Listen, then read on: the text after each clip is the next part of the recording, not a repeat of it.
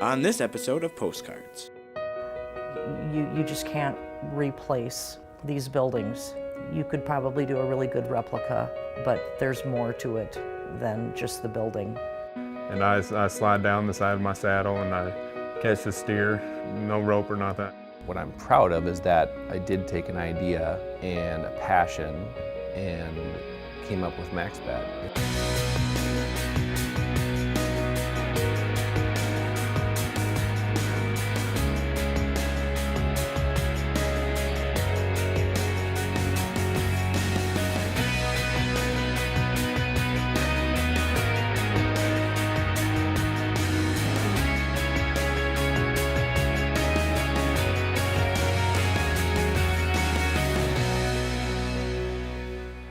This program on Pioneer Public Television is funded by the Minnesota Arts and Cultural Heritage Fund with money from the vote of the people of Minnesota on November 4th, 2008. Additional support provided by Mark and Margaret Yakel-Julien in honor of Shalom Hill Farm, a nonprofit rural education retreat center in a beautiful prairie setting near Windham in southwestern Minnesota. ShalomHillFarm.org.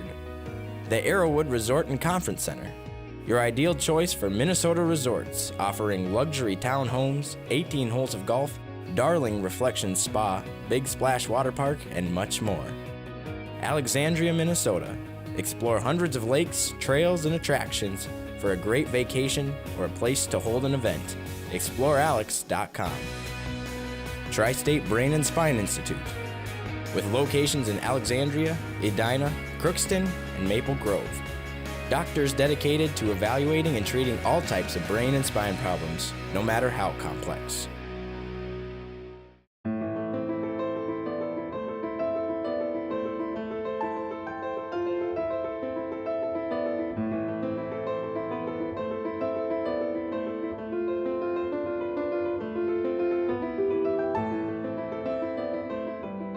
This particular intersection in town is considered the cornerstone of the community. These, the four corners were really where the town started and where everything was happening. In addition to that having historical significance, the Palmer House was one of the first buildings constructed outside of the Twin Cities that they actually installed indoor plumbing and electricity. Sauk Center is also the boyhood home of the first American to win the Nobel Prize for Literature, Sinclair Lewis.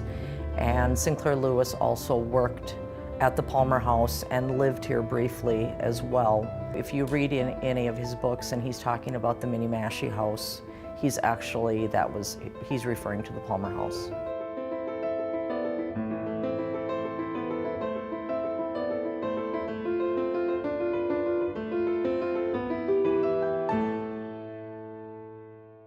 Before the Palmer House was built, there was a boarding house, saloon type structure that was here, built in the 1850s. It was called the Sauk Center House. And it, like every other building in town at that time, was constructed of wood. And the building eventually succumbed to fire. And then that's when the Palmers came here and constructed the Palmer House in 1901. The Palmer family actually came to Sauk Center from Wheaton, Minnesota, and at the time that the community was really looking to have a first-class hotel built, our local newspaper actually put out a $5,000 stipend towards the construction of a facility like that. Mr. Palmer was a smart businessman, a great entrepreneur. He did many things in his life, and he knew it was a great opportunity.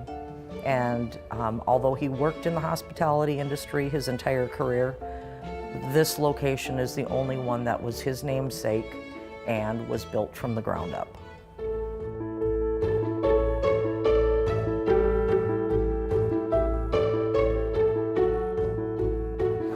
My grandfather and his sister grew up in the hotels, so for them, as children growing up in the hotels, they got to meet all the characters that came through here.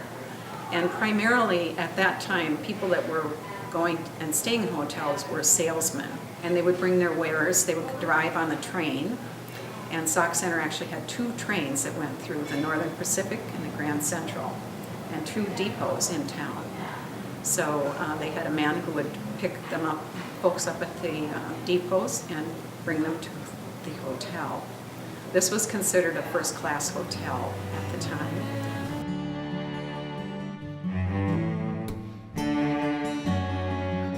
I think some of the most interesting factors about the Palmer House, as far as the structure goes, the stained glass that you see in the building is all the original. We actually had it authenticated a few years ago.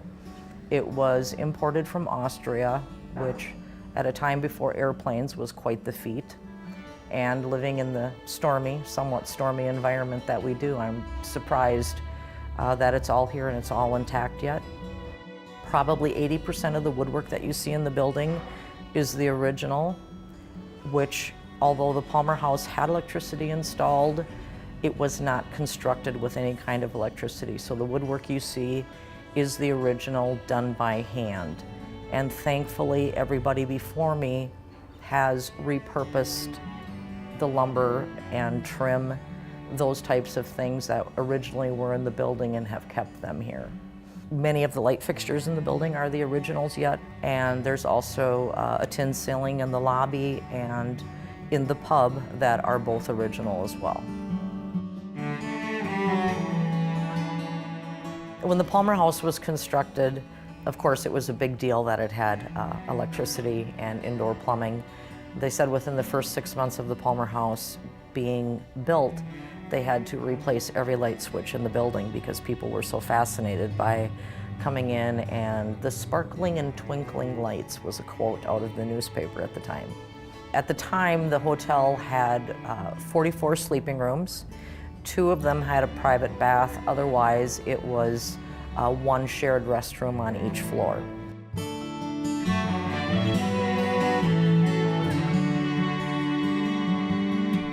The Palmer House is not the traditional hotel for the person that's, say, coming to town for a family reunion or a wedding to attend. It really kind of has become a destination again, and there is a huge interest within the paranormal field.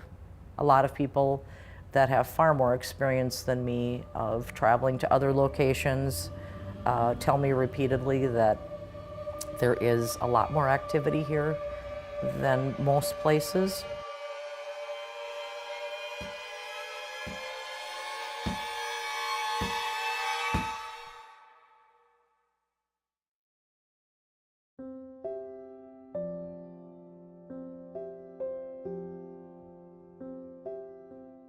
There's a funny thing about the Palmer House that once you visit, there's a part of you that kind of becomes attached to it too and makes you want to come back and spend more time. My staff is outstanding and it gets under your skin. We actually have coined it the Palmer House effect.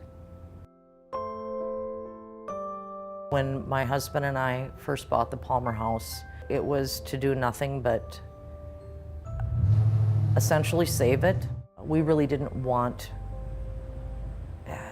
another huge commitment like that, time or financial. And the irony of it is that I'm exactly where I'm supposed to be, doing exactly what I'm supposed to be doing. I've found my purpose, I've found my passion, and I had no idea that it would be right here. My goal is to be here as long as I can and to maintain it so that it can be here for generations to come and instill a sense of importance and purpose to the history that we have. You just can't replace these buildings. You could probably do a really good replica, but there's more to it than just the building. It's the history inside, it's the stories that are here. I just believe it's incredibly important.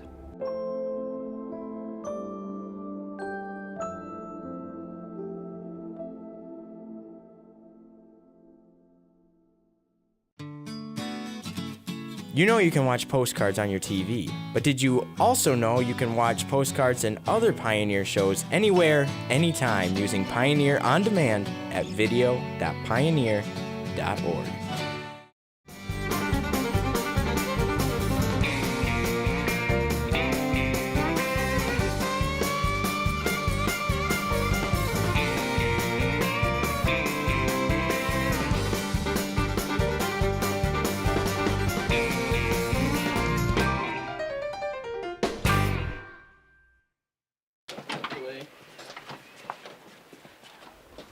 Growing up, we've done a bunch of work around here. We had to fence all this when we first bought the place, and we built this barn down here, and I'm not sure, I think I was in 5th or 6th grade when we built our arena up there, and so we've done a lot around here and just to set it up kind of the way we want it, and it's been kind of nice. You know, grow up and you build something like this, it's pretty cool to live on it and be able to use everything.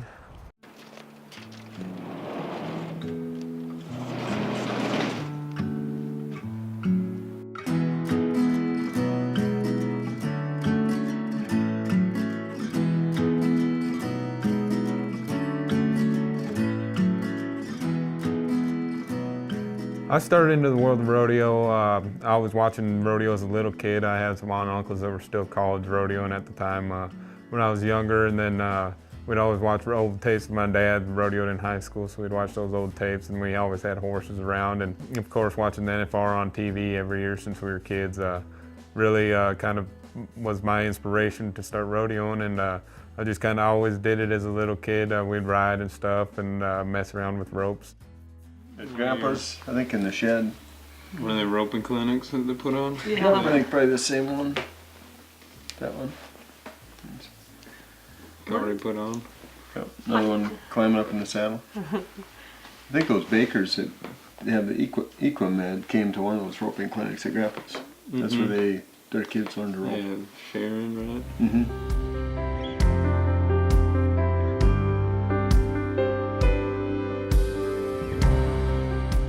I grew up in Milan, Minnesota, so we went to the Lac Paro Valley High School. I played football, wrestled, and rodeoed. And on football, I played fullback and linebacker and stuff. And then wrestling, I wrestled 220 my last 3 years and made the state tournament 3 times. I just didn't really want to father my careers in wrestling or looked at maybe playing football, but just I saw more of a career coming in rodeo, so I decided to go to college for that. It was my 2nd year in college.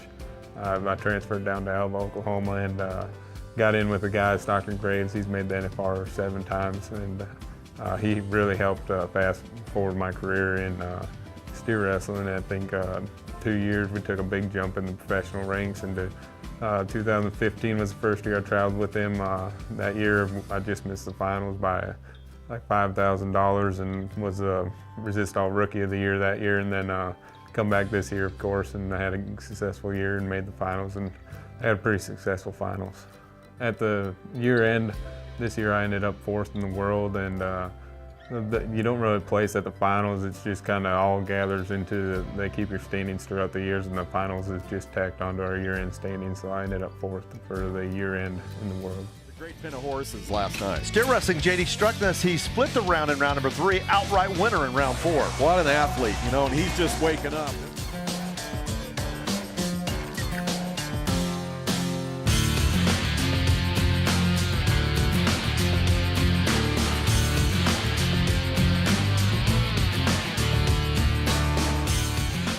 My event is steer wrestling.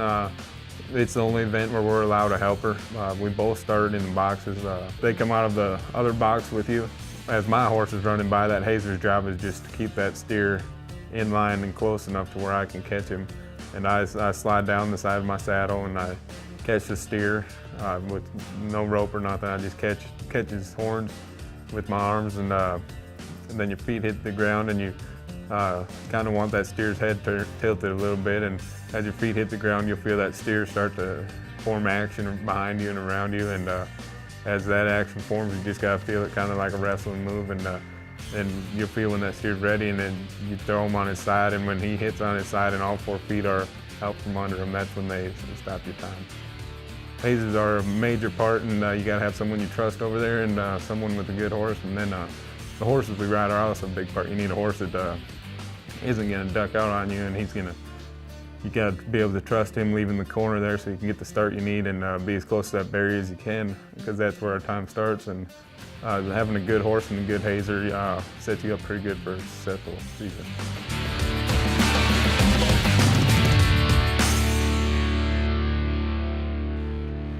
Now we got some of the saddles we've won in here.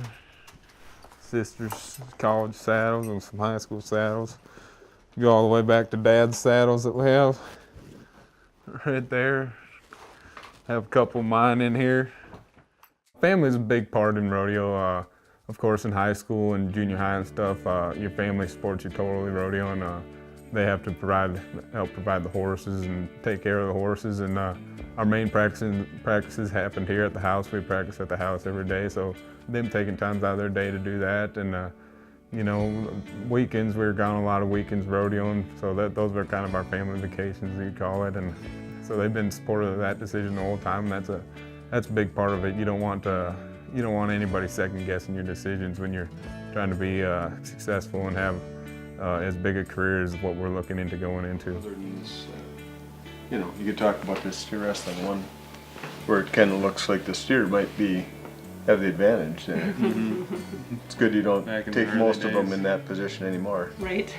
Laying on your back with their legs straddling you. Yeah, not very fast or efficient. I don't know, when JD was little, kind of knew that he had more of a passion for steer wrestling than just being able to move on. Yeah, I think it's fun. You hope for your kids to find something, not just a job, but something that they're passionate about. We're excited that he's, at this point, living his dream, and he's met just a bunch of fantastic people. It's been a lot of fun to watch. All day I faced a barren waste without the taste of water. Rodeo's been great for me so far. Hopefully in my career of rodeo I can keep doing this for a while. It just kind of depends, in steer wrestling especially. We're so hard on our bodies, it just kind of depends on how long your body holds up. So hopefully mine will hold together and I can do this for another 10 or 15 years at this level and be competitive and you know, just try and invest my money smartly and use that to set up something such as a farm or a ranch when I come out of my career here and have something to fall back on. Dan, can you see that big green tree where the water's running free and it's waiting there for me and you? The nights are cool and I'm a fool, each star's a pool of water, cool water. Are you a fan of postcards? Follow us on your favorite social media platform to get the latest news on upcoming episodes, behind the scenes, and more.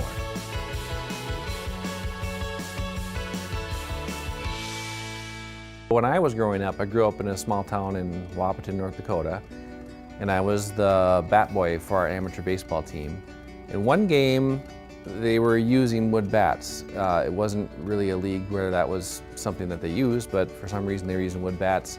One of the players had broken a bat, he threw it in the garbage, and I wanted to take it home, so I did. Took it home after the game, glued it up, you know, put little hammered nails in the handle and taped it up, and sanded. I remember sanding the barrel down, sanding all the finish off and logoing off, and then I painted it, put clear lacquer on it, and that was going to be my bat to use.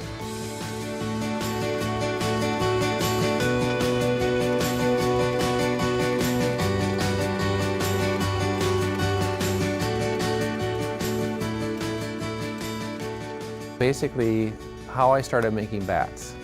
I've always been a woodworker my entire life.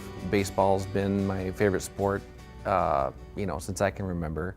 And so, you know, coupling woodworking with baseball passions, kind of put two and two together and wanted to, you know, see if I could make my own bat.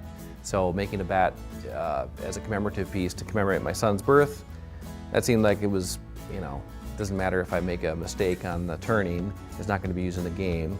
So I did, with the help of a friend, make a bat, took memory of his birth, but I got the itch to make my own. So I started making bats as a hobby for myself, and had teammates and friends in the league that I was playing in want me to make bats for them. So that led to, going from a hobby to sort of a business. And then 9/11 happened, so the company I was working for went out of business, so I was thrust into unemployment, and decided I was going to try to make bats for a living. So that's kind of where it started.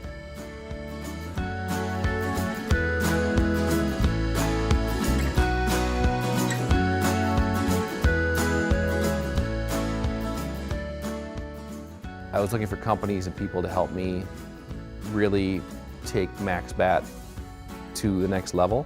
And so I was looking for businesses, and Bruton was the place to set up shop for MaxBat because there was an existing wood turning operation here. There were people here that knew how to source wood, how to draw profiles for different bats and so on.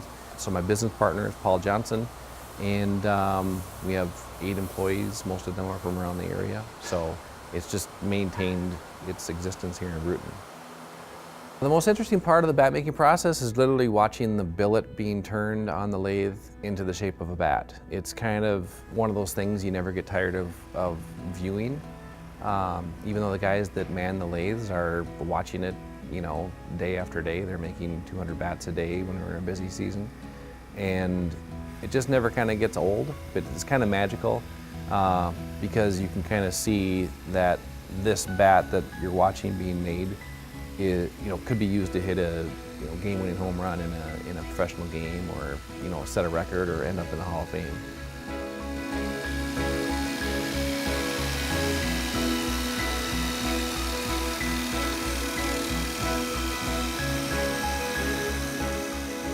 When Target Field opened up in its inaugural season, I was there for the opening day game, and Jason Kubel hit a home run in that first game using the MaxBat. So the first home run hit at Target Field in a regular season game was with our product.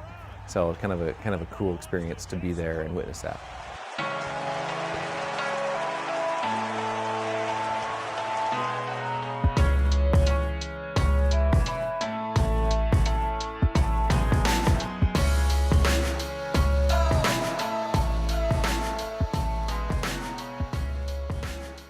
So part of our business is amateur baseball, but professional baseball is a huge part of our business. We need that professional market to help market our product.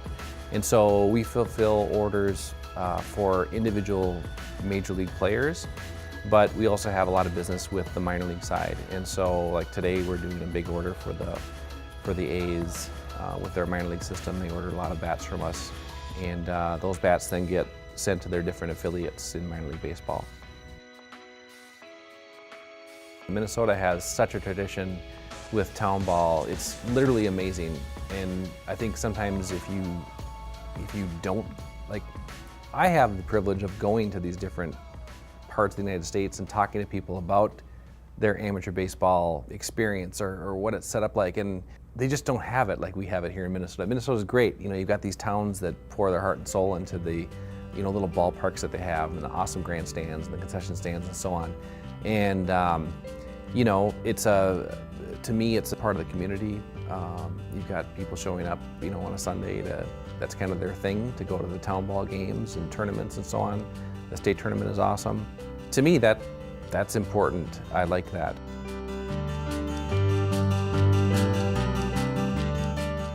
Town ball is important to me.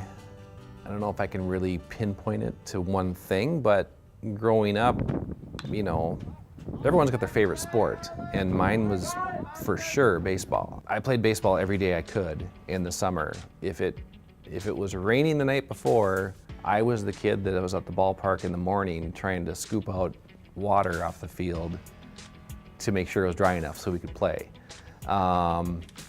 So baseball has a way of kind of exposing that child inside of all of us. And so to me, baseball, it's kind of like the fountain of youth. I want to play baseball till I can't walk. And so it's very important to me. It's just kind of been ingrained in me. It's just been one of my favorite sports. I know there's kids that are like 100% hockey, and that's their deal. But mine is baseball, and there's hundreds of people like me in the state of Minnesota. This journey is all about following your dreams. And it's very rewarding to me because I did follow a dream, I followed a passion. And I still get motivated to find that next player to use our bat and to have them experience success because we were a part of that success that that player achieved. And there's always gonna be somebody new. I mean, there's 10-year-old kids that use our bats, so they're the next guys that are gonna use it. So there's always somebody that we're trying to make bats for.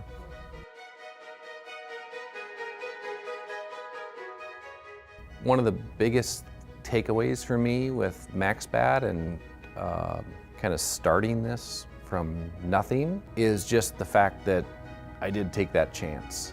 What I'm proud of is that I did take an idea and a passion and something I was very interested in, and I combined those things together and came up with MaxBat. You know, I didn't get into it to make money. It's just something I love. I love baseball, I love woodworking, I love the sport, I love everything about it. And so it's just my life. To me, that's very motivating to me about this whole journey, is that it's something I love to do. You know, it's like it feels like I'm just doing something I love. It's like not even working, but I'm just doing it.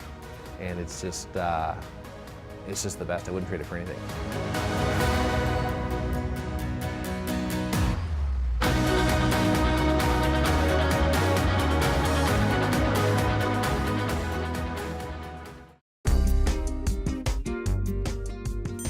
Have an idea for postcards? Send your story suggestions to postcards@pioneer.org.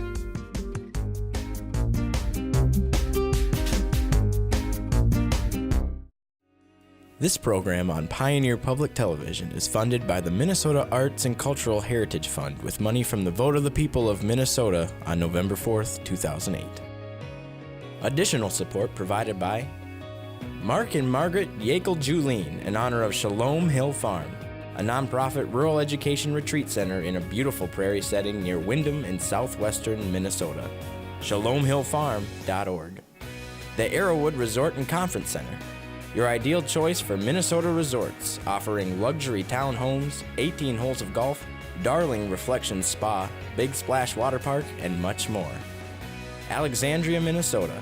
Explore hundreds of lakes, trails, and attractions for a great vacation or a place to hold an event. ExploreAlex.com. Tri-State Brain and Spine Institute, with locations in Alexandria, Edina, Crookston, and Maple Grove. Doctors dedicated to evaluating and treating all types of brain and spine problems, no matter how complex.